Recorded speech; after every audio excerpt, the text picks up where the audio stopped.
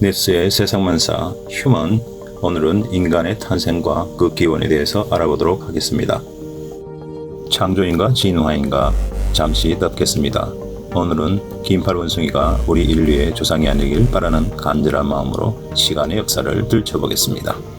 느닷없이 지구가 만들어지고 원시 생명체도 나타나기 시작합니다. 오존층 산소도 많아지고 공룡시대는 이미 끝났습니다. 그렇다면 인간은 언제 어디서 나타났을까요?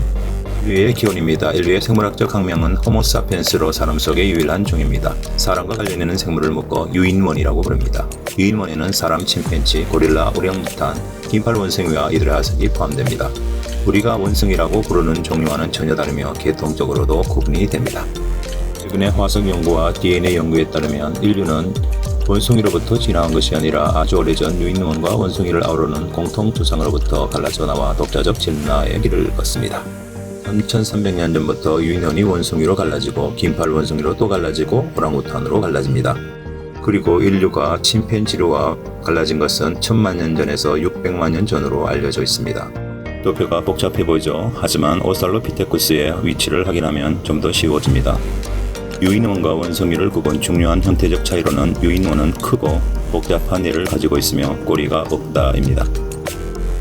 자, 이제 인류의 출현입니다. 500만 년 전부터 초보 원시 유원인의 형태였을 거로 추정하는 인류의 흔적을 찾을 수 있습니다.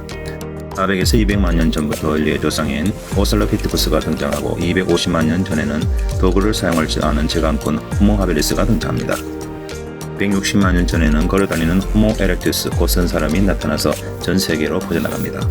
50만 년 전에는 베이징 원인도 나타나며 10만 년 전에는 인류의 사촌이라고 할 수 있는 네안데르탈인 호모 에렉투스의 후예인들이 유럽과 중동에 등장합니다. 이 그림이 오살로피테쿠스 D가 네안데르탈인 정도가 되겠습니다.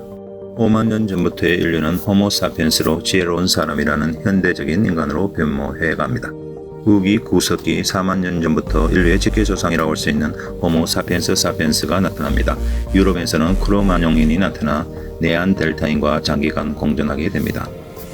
좀 더 이야기해보면 500만 년 전 원시인류의 흔적이 발견되고 350만 년 전 인류의 조상인 오살로피테쿠스가 나타납니다. 그리고 250만 년 전 제강꾼인 호모 하빌리스, 160만 년 전 곧선 사람 호모 에렉투스가 나타납니다. 그리고 10만 년 전 인류의 사촌인 호모 에렉투스의 후예 네안데르탈인, 5만 년 전 인간의 모습으로 변모한 지혜로운 사람 호모 사피엔스, 그리고 4만 년 전 호모 사피엔스 사피엔스 크로마뇽인으로 인류의 직계조상입니다.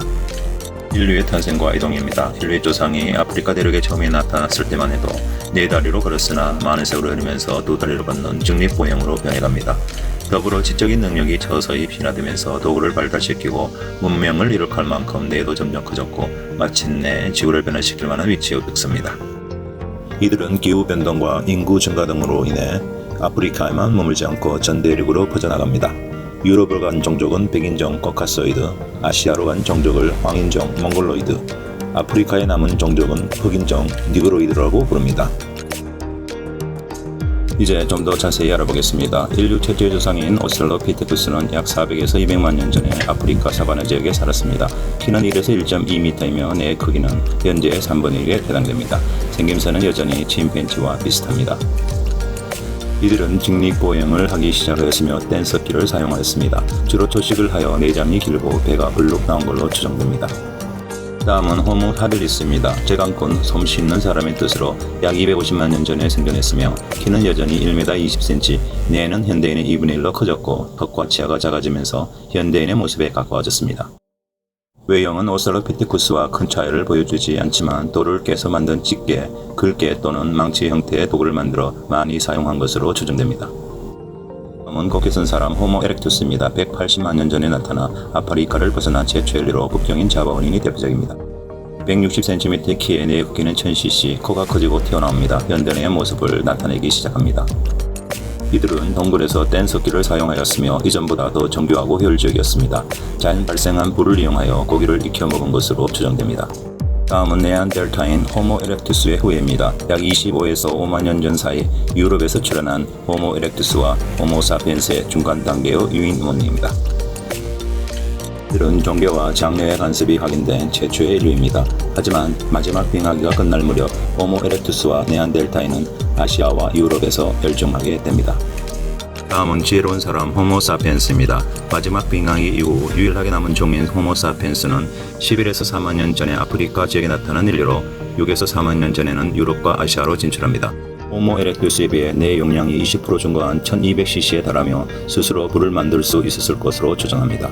이들은 이미 돌을 다듬어 창과 칼을 만들었으며 동물의 뼈로 바늘도 만들었습니다. 다음은 아주 지혜로운 사람 호모사피엔스 사피엔스입니다. 약 1, 2만 년 전 빙하기로 인해 대부분 몰살당하고 지능이 발달한 수만 명이 살아남았는데 현생 인류에 가장 가까운 직계조상으로 크로마뇽인이 대표적입니다. 그는 돌, 칼, 동물뼈, 창과 살촉, 낚시 바늘을 사용하였으며 예술적 진앙심도 있어 많은 벽화를 남겼습니다. 현 인류의 구석기 시대 호모사피엔스를 거쳐 신석기 호모사피엔스 사피엔스가 시작된 것입니다. 그림은 인류의 이동 경로를 나타낸 지도입니다. 다음은 진화 과정에 있어 두뇌 용량이 점점 커지고 있습니다. 현 인류는 1600cc에 달한다고 합니다. 지구 나이로 보면 인간은 단 1초 만에 지구를 장악해버립니다. 하지만 인간의 탄생과 진화 과정은 느리고 고되기만 했을 것입니다. 진화론이든 천지창조론이든 인간의 출현은 그야말로 큰 사건입니다.